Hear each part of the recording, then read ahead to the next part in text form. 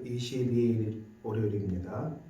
우리 주신 하나님 말씀은 레위기 14장 1절에서 7절까지만 제가 읽겠습니다.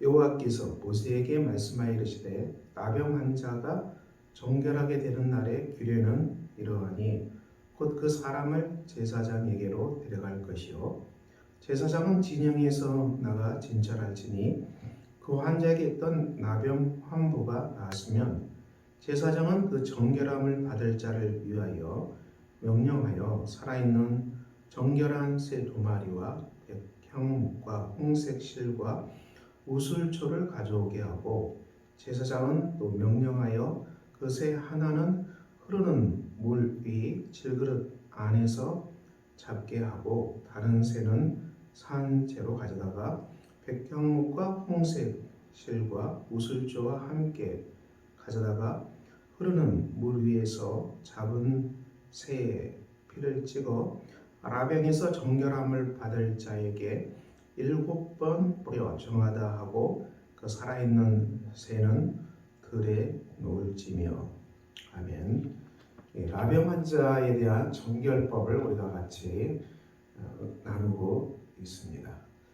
이 라병 환자는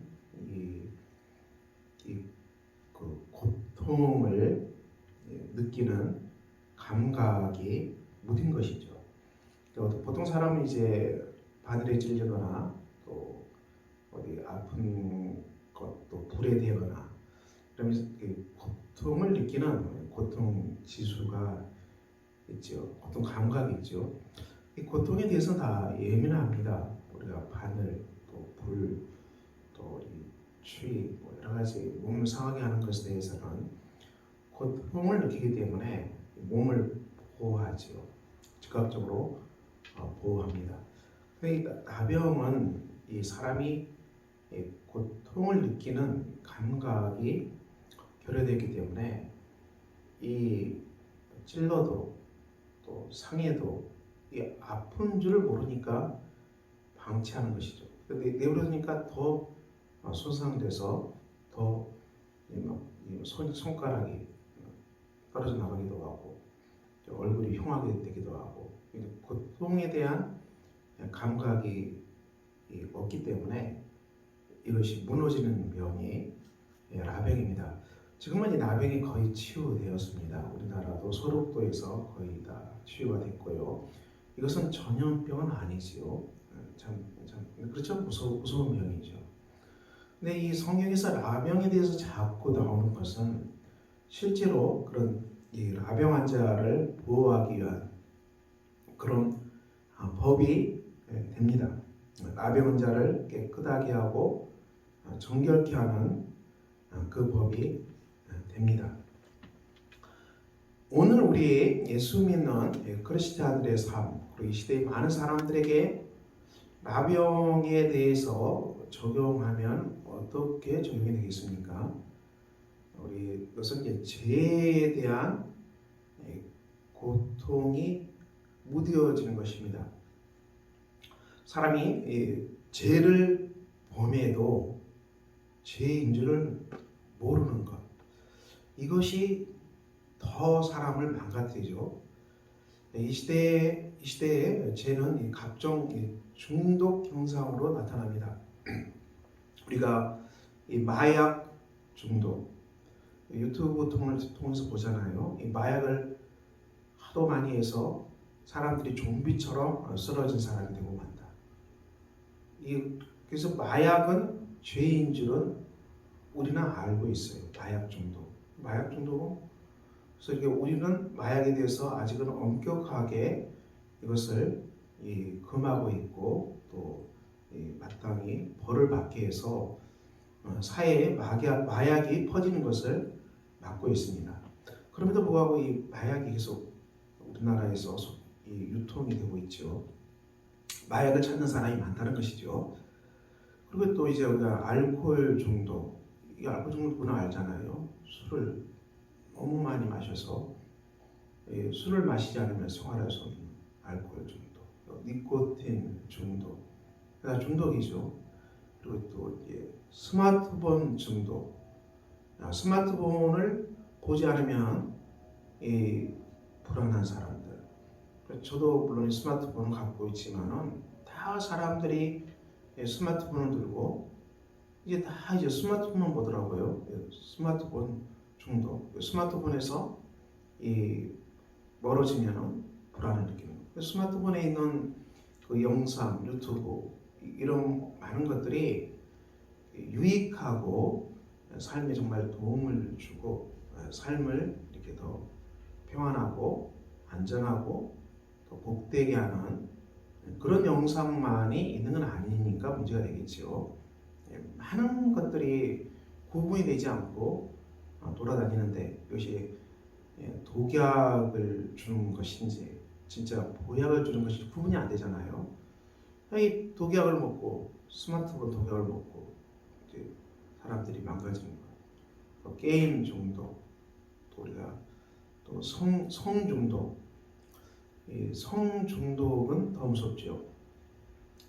이 성 중독이 무서운 것은 하나님께서 이 성은 인간의 생명을 위해서 신성시하는 것이죠. 굉장히 소중한 것입니다. 이것은 성 자체는 하나님께서 소중히 여기시고 인간의 생명과 관계되는 굉장히 귀한 것들이죠. 귀한 것이죠. 우리가 이 성이 부패하고 타락하면 저주가 되고 재앙이 되죠. 그냥 하나님께서 신성시한 것들이 이 부패하고 타락하면 더 끔찍한 결과들을 낳게 마련입니다. 이런 모든 것들이 이 땅에 많은 죄에 관한 것들이죠. 사람은 이 죄의 문제가 쉽게 해결되지 않습니다. 오늘 본문에서는 이 새 두 마리, 정결한 새 두 마리를 가지고 와서 한 새를 잡으라 했어요. 피를 흘려서 잡으라. 그리고 이것을 이 백향목, 홍색철, 우슬소와 함께 이 물에 잡은 새의 피를 찍어서 나병에서 정결함을 받을 자에게 7번 뿌려 정하다 하고 그 살아있는 새는 들에 놓을지니라. 이렇게 말씀했습니다. 이 새 두 마리, 한 마리는 죽였습니다. 이것은 우리가 그리스도의 속죄를 말합니다. 4개의 제사법은 그리스도의 속죄 제사법을 계속 말씀하고 있죠. 우리가 죄인인 인간이 우리의 죄가 용서함을 받고 하나님과 화평함을 누리는 것은 예수 그리스도의 속죄의 은혜입니다. 이 속죄의 은혜를 받을 때 우리는 비로소 하나님으로부터 평안을 누리고 하나님과 온전히 관계하게 됩니다. 그래서 본문에서 이 새 한 마리를 잡으라고 했어요. 그래서 잡고 그 피를 찍어서 정결함을 받을 자에게 뿌려서 살아있는 새는 들에 놓으라고 했습니다. 한 마리는 이 자유케 하라는 것이죠. 그래서 우리가 이 죄로 인해서 이 얽매인 사람들이 죄로 인해서 죄는 우리 자신을 죄짓게 하는 것에 노예로 만들어 버리죠. 각종 중독 현상에 빠지면 사람이 그 중독에 잡혀버리죠. 그것을 통제를 못하고 이제는 그 사람을 잡고 있는 중독해 하는 것들이 그 사람을 포로로 잡아서 꼼짝을 못하게 하죠.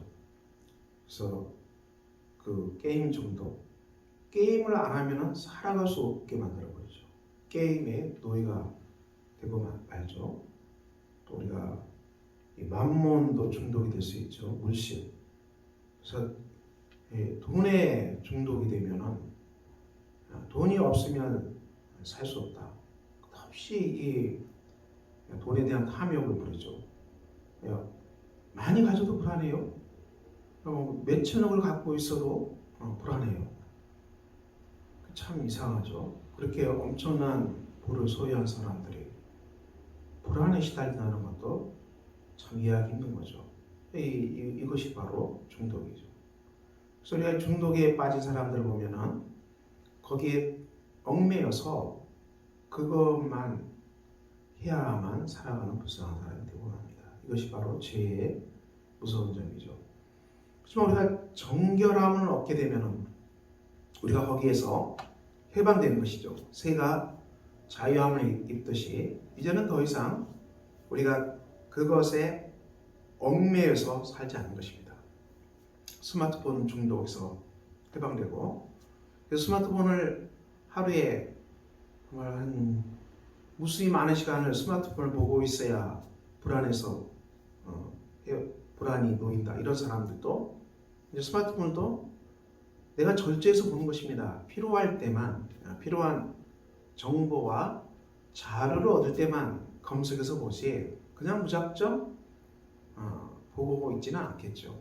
그 밖에 우리 삶에 필요한 음식이라든지 옷이라든지 많은 것들, 이것들을 다 우리가 절제할 수 있게 됩니다.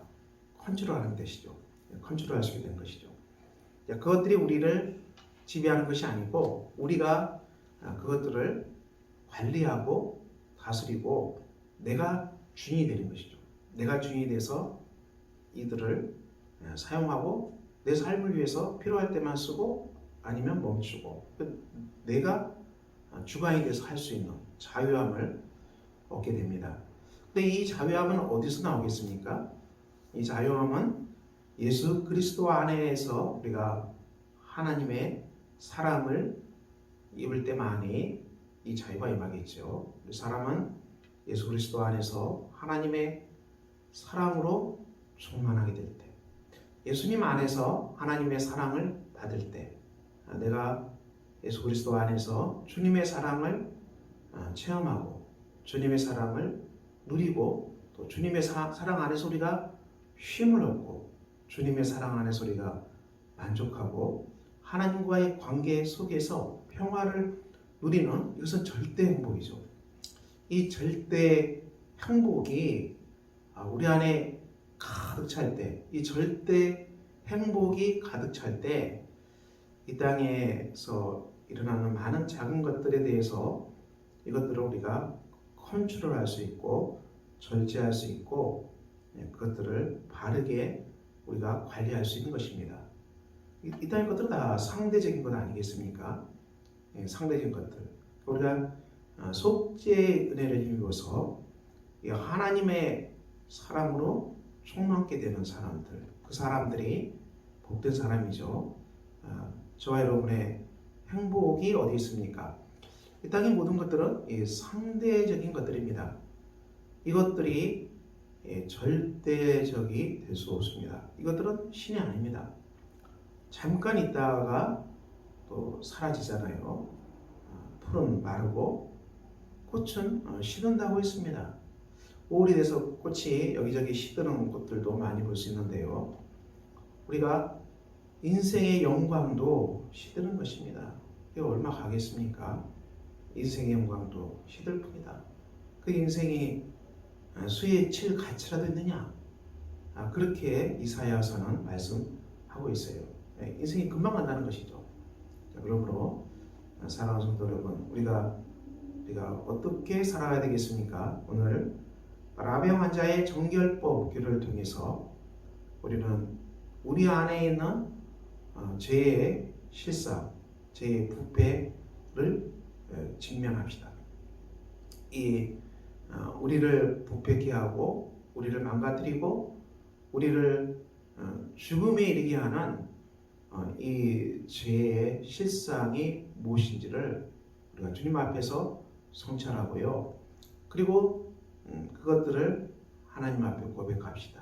그리고 그 죄를 대해서 우리가 손을 끊을 수 있는 사람이 되게 해달라고 기도합시다.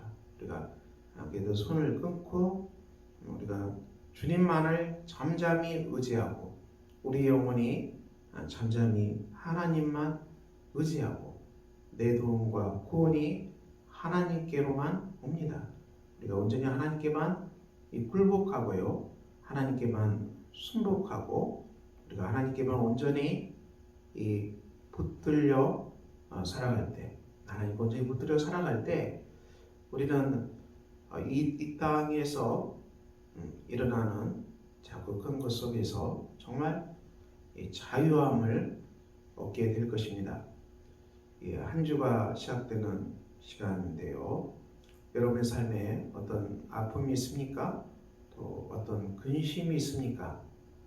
모든 것에 근심과 염려와 또 무너져 내린 것들의 뿌리는 죄의 그 뿌리가 있겠지요. 그래서 여러분 안에 있는 죄의 실상을 보게 해달라고 하나님께 기도하고 이 죄를 십자가 앞에 내려놓읍시다. 십자가 앞에 내려놓고 우리가 예수 그리스도의 속죄의 은혜를 힘입어서 성령이 우리 안에 내주하심으로 우리가 하나님만 잠잠히 의지하고 살아가는 복된 사람이 되게 해달라 기도합시다. 주께서 오늘도 우리의 생각과 우리의 입술의 언어와 그리고 우리 하는 삶의 행동들 이 모든 것 속에 우리 하나님이 함께하사 정결함을 얻고 깨끗함을 얻고 또 회복되는 놀라운 은총의 하루가 되시기를 주 예수 그리스도 이름으로 축원합니다. 기도하겠습니다. 아버지 하나님, 오늘도 우리가 주 안에서 걸어갑니다. 인간은 100% 죄인인지라 우리가 생각하고 말하고 행동하는 모든 것들이 죄의 굴레에서 벗어나기 힘든 존재임을 우리가 고백합니다. 죄 때문에 맨날 무너지고 죄 때문에 쓰러지고 그래서 우리가 마음이 아플 때가 너무 많습니다. 오늘 정결법의 교류를 따라서 하나님 앞에 나왔습니다. 속죄를 위해서 희생당하신 예수 그리스도의 은총을 의지하는 사람들 되게 하시고 우리가 삶의 작고 큰 많은 제약으로부터 자유함을 얻는 성도가 되게 해 주시기를 기도합니다. 그래서 우리가 주님의 은혜만을 의지하고 성령의 내주하심을 믿고 하나님께 전폭적으로 의존되어서 살아가는 복 있는 사람 되기를 소망합니다. 날마다 우리가 죄로부터 정결함을 얻는 복된 사람들이 되게 하시고 우리가 날마다 죄로부터 깨끗함을 입는 복된 사람들 되게 하시고 오늘 또 일상의 삶을 살아가야 되는 우리 사랑하는 성도님들 또 청년들 또 청소년들 아이들 우리 하나님께서 강한 손으로 붙들어 주시기를 기도합니다. 주의 은혜가 가정마다 충만하게 임하게 하시고 하나님 주시는 생명으로 살아가는 복 있는 사람들 되게 하시고 죄를 주님 앞에 고백하고 죄에 매여 있는 사람들 없게 해 주시기를 기도합니다. 우리 주님께서 그리고는 손길들에도 평안과 사랑으로 함께 해 주시고 아버지 하나님 주님께서 교회가 김포 양곡 땅에서 뿌리를 내리고 싹을 피우고 꽃을 피우고 열매를 맺어가는 복된 교회가 되도록 우리 하나님께서 전능하신 하나님께서 인도하여 주시고 동행하여 주시기를 기도합니다. 오늘도 주의 은총이 주님의 교회 안에 충만하게 임할 것을 믿사오며 우리 주 예수 그리스도 이름으로 기도합니다. 아멘. 하늘에 계신 우리 아버지의 이름을 거룩하게 하시며 아버지의 나라가 오게 하시며 아버지의 뜻이 하늘에서와 같이 땅에서도 이루어지게 하소서. 오늘 우리에게 일용할 양식을 주시고 우리가 우리에게 잘못한 사람을 용서해 준 것 같이 우리 죄를 용서해 주시고 우리를 시험에 빠지지 않게 하시고 악에서 구하소서. 나라와 권능과 영광이 영원히 아버지의 것입니다. 아멘.